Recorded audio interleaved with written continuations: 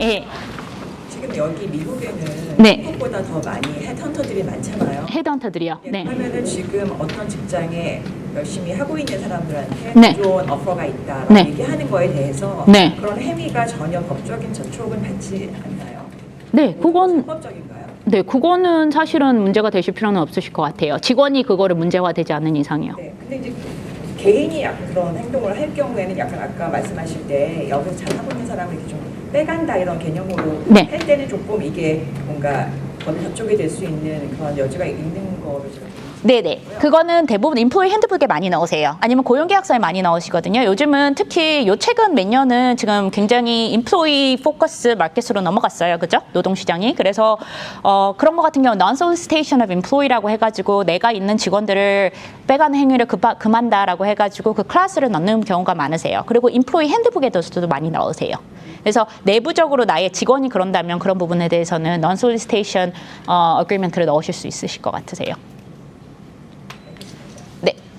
아, 저는 네. 회사 매니저로 있는데요. 매니저로 계시는데요. 네. 직원이 한 분은 네. 이제 모든 사람들이 한 사람을 다 원하진 않아요. 근데 이 사람이 하는 행동이 뭐를 원하는지 회사에서 맨날 다쳤대요.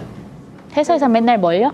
다쳤대요. 네, 회사에서 다쳤다고 해요. 머리가 떨어져서 머리가 다쳐서 병원에 가고 네. 빠지고 네. 허리가 다쳐서 칼rop스 한다고 에브리데이 올모스트 빠지고 네네. 예, 예, 예. 그리고 또 뭐가 떨어져서 발톱이 다쳐서 또 발톱을 하러 다닌다고 하여튼 항상 그런 이슈를 만들어요. 네네. 그래서 이제 나는 매니저 입장에서 이제 우리 오너한테 네. 그냥 해고를 시켜라 했더니 이제 우리 그 사장님은 네. 언인플로이먼트 타먹는 걸 아주 싫어해요. 네. 그래서 이거를 근데 그거는 제가 볼 때는 리텔리에이션 이슈가 더 크실 것 같으세요. 보복행위세요. 워크플레이스에 대해서 하고 있어요. 네. 근데 그거는 워크플레이스에 그 개선이 되셔가지고 그 환경에서 정말 다치는 게 아니라는 거를 근데 그거 같은 경우 CCTV나 이런 것 부분들을 증거적으로 네 그러시면은 굉장히 힘드실 것 같으세요. 그거는 보복행위로 저희는 볼 것 같아요. 무슨 계획이 있는 걸 알아요. 네. 근데 그거는 머릿속에서 지금 헤드 안에서 얘기를 하시는 거예요. 본인이 스토리예요. 그 사람은 나는 알아요. 그거는 팩트는 아니잖아요. 나는 너가 이런 꿍꿍이가 있다라고 얘기하시는 거는 팩트는 아니세요. 네. 그 사람이 팩트로 얘기한 거는 지금 컴플레인을 했어요. 다쳤다는 걸. 그거 그리고 그 뒤에 해고가 와요. 그러면 보복행위로 처리가 되실 가능성이 너무 크세요. 예? 오후에는 병원을 가야 된대요. 네. 그리고 또 지금은 또 뭐 우리도 본 사람도 없어요. 근데 이제 머리에 뭐가 떨어졌대요. 그래가지고 MRI도 찍어야 된다 그러고 여기다 아이스팩을 하고 있어요. 머리에. 네네. 일도 안 해요. 네네. 근데 그 부분에 대해서는 수정을 해나가셔야 되실 것 같으세요. 지금 직원이 물건이 떨어진 거는 사실은 워크플레이스의 문제실 것 같거든요. 워크플레이스의 문제예요, 사실은. 정말로 떨어졌다면. 근데 그 부분에 대한 우선 사실 확인부터 하셔야 되실 것 같으세요. 근데 떨어질 게 없어요. 예. 근데 그러시면은 그 사람의 팩트랑 사실이 다르다는 거는 얘기를 해주실 것 같으세요. 우리가 얘기했죠. 뭐 떨어질 때 뭐가 있냐. 그래서 자기 떨어졌대요. 항상 그래. 지금 8월달부터 계속 그래요. 제가 그러시면은 아마 CCTV를 아마 거시는 걸 한번 고려를 하시는 게 좋으실 것 같아요. 그 창고 뭐 그거 하는 거 다 어떻게 다녀. 근데 만약에 리피럴리 그게 나오신다면요. 지금 이 직원이 그거에 대한 문제가 있으신 거잖아요. 이 여자가 말이 그래요. 나 잘라라 이래요. 그래서 나는 언니프로 타먹는다 이래요. 또 그러고 아주 골치 아프잖아요. 네, 네. 채팅창에서 오신 질문인가요? 건데요. 네. 윌이라고 해도 고용계약서에 서명을 받아서 한 달 전에 미리 퇴사를 받을 수 있는지, 즉 고용계약서가 우선인지, 윌에 따라 언제든지 퇴사할 수 있는지를 물어보셨어요. 고용계약서가 더 우선순위기는 하세요. 그럼에도 불구하고 제 생각에 일을 원하지 않는 직원한테 강제로 일을 시키는 거는 문제가 있으실 것 같으세요. 그 부분에 대해서는 법률적으로 invalid 될 수가 있어요. 법률 자체로 그 계약서 부분이 그 계약서 부분에 대해서 법원에서 무효화시킬 가능성도 있으세요. 원하지 않는 일을 계속 하신다면. 네. 혹시 네. 직원 중에 핸드폰을 좀 많이 하는 여직원이 있어 네. 싶었는데 네. 그래서 이제 핸드폰 쓰지 말고 뭐라 했더니 네. 화장실에 가서 한 2, 30분 안 나와요. 네네. 그래가지고 혹시 친구를 내보내게 되면 어떻게 되나요? 그러니까 너무 핸드폰 너무 자주 해가지고 이제 뭐라 하니까 이제 그냥 안 보이는 데서 하니까 네. 근데 그거는 20-30분의 브레이크는 문제실 것 같으세요? 이게 그거를 20-30분을 하루에 막 10번씩 막 계속 가니까 네네. 화장실을. 그래서 그거는 sit-down을 시켜가지고 저 같으면은 그 부분에 대해서 정확히 디스플레이를 하실 것 같아요. 그거에 대해서 write-down은 못 하시고. 그럼 근데 여자한테 이제 얘기를 해도 그게 괜찮은 거예요? 너 화장실 너무 자주 간다고 막 이런 걸로 이렇게 생리적인. 자주 간다가 문제가 아니고 20-30분의 브레이크는 문제일 것 같아요. 네. 화장실에 자주 가서가 문제가 아니잖아요. 화장실을 1분 단위로 여러 번 갔다 오시면 불만이 있으실 것 같지 않으신데 네. 20-30분 단위로 지금 간다니까 문제잖아요. 네. 그거는 지금 브레이크를 한다는 거잖아요. 네. 그래서 그 부분에 대해서 이슈를 삼을 것 같아요. 네. 네, 그 부분에 대해서는 얘기를 하실 것 같으세요. 네. 메디컬 컨디션이 없다는 제안 생각 안 하세요?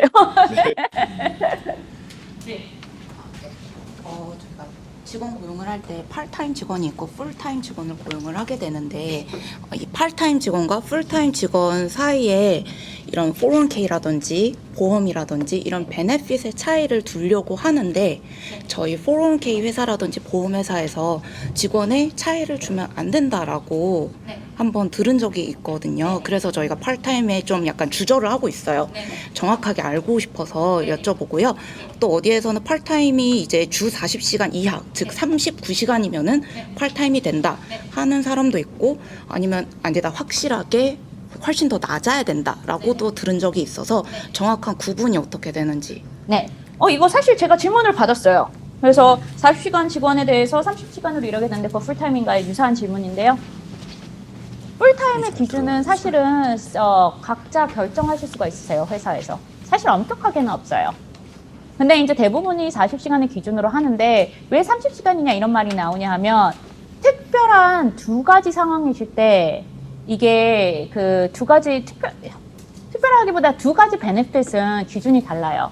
하나는 401k예요. 401k는 1000시간이면 그래요. 이 시간이 맞춰지시면은 상관이 없어요. 팔타임이라도 풀타임이라도 이 시간이 맞춰주시면은 그 시간이 맞는 순간부터 401k를 제공을 해야 되고요. 보험은 30시간이에요. 일주일에. 그러다 보니 이런 게 나와요. 근데 내가 풀타임이냐 파트타임이냐를 계산하는 데 문제에 있어서는 그 회사의 내부적으로 규정을 하실 수가 있습니다. 그래서 그리고 IRS 기준에서 몇 가지는 특히 인플로이가 주는 혜택은 30시간으로 계산하는 혜택이 있어요. IRS에서 세금 혜택을 받기 위해서는. 그러니까 내가 베네핏을 한다고 제공을 한다고 그게 모두 IRS에서 익스펜스로 처리가 되는 거는 반드시 아니거든요. 근데 그 익스펜스가 처리화가 되려면 풀타임으로 생각하는 기준이 30시간으로 되는 것도 IRS 기준에서도 몇 가지가 있으세요. 그래서 아마 그런 헷갈리는 부분이 나오실 것 같으세요.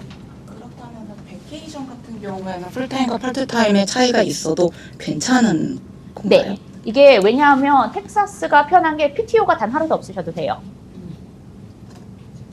단 하루의 휴가를 안 줘야 됩니다. 그래서 가능하세요. 네. 또 질문 있으신가요?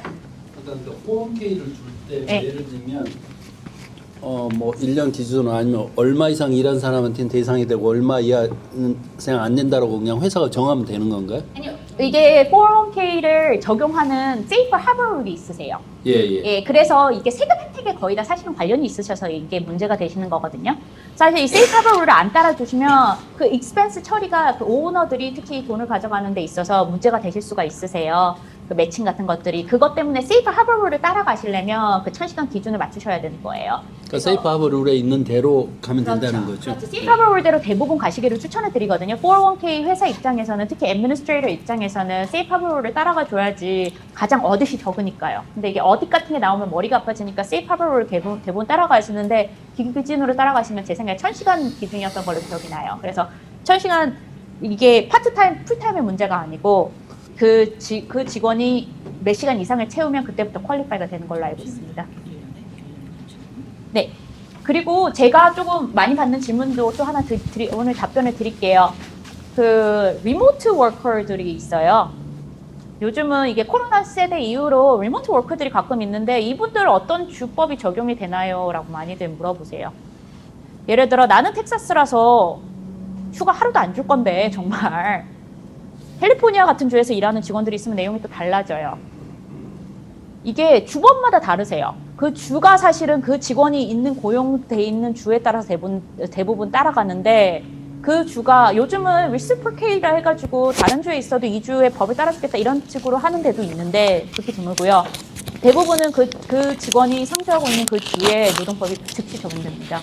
그래서 이런 부분도 고려를 하셔가지고 특히 요즘 리모트 워커가 많으니까 좀 생각을 하셔야 될 것 같아요. 캘리포니아는 사례건 같습니다. 아니면은 사례고 제주법을 적용받는다고 말씀하시는 건가요? 이거는 트래블도 기준이 있으세요. 이게 몇 시간 이상은 또 얼마나 자주 트래블이 하느냐에 따라서 그 사람의 거주되는 그 노동법 지역이 달라지세요. 근데 그거에 따라서 달라지실 거는 같은데 만약에 실제로 거주하면서 업무하는 내용들이 대부분 텍사스로 난다면 텍사스가 맞는 데고요.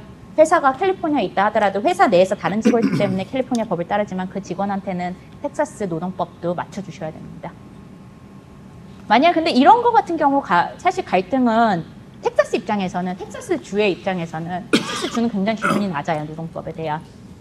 그렇기 때문에 사실 다른 주 기준을 높여줘야 되기 때문에 어려워요. 또 질문 있으신가요? 네, 감사합니다. 오늘 참여해 주셔서. 네.